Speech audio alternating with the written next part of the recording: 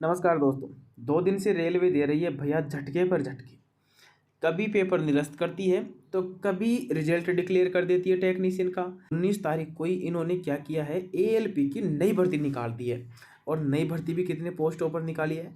नई भर्ती भी इन्होंने 9,970 पदों पर इन्होंने नई भर्ती निकाली है।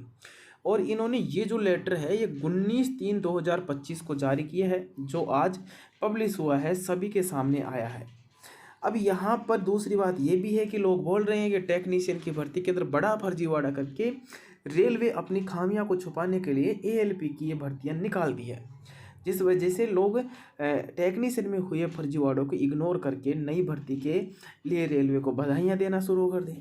अब रेलवे ने जो एएलपी के अंदर नई भर्तियाँ निकाली हैं उनका वो कुछ इस प्रकार हैं।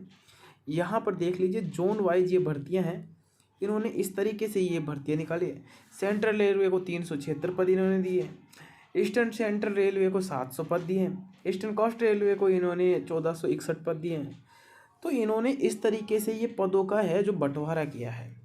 लेकिन यहाँ पर फिर भी सवाल यही उठता है कि क्या टेक्नीशियन में हुए फर्जीवाड़ों को ये एएलपी का नोटिफिकेशन जारी करके क्या छुपा दिया जाएगा।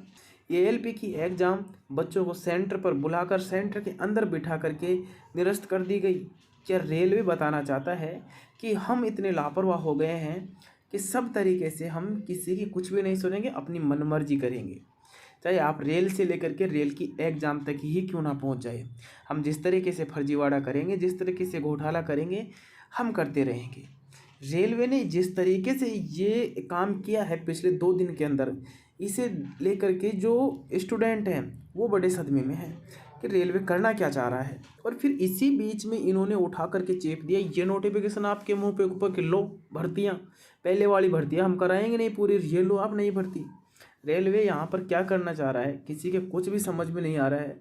लेकिन बड़ी खुशी की बात है, अगर ये नोटिफिकेशन जिस तरीके से वायरल हो रहा है, अगर ये नोटिफिकेशन फेक नहीं है और सही है, तो रेलवे ने जिस हिसाब से कहा था कि हम हर वर्ष हमारा कैलेंडर के हिसाब से भर्तियाँ जारी करेंगे, तो उन्होंने भर्ती जारी की है। ये बड़ी अच्छी बात है।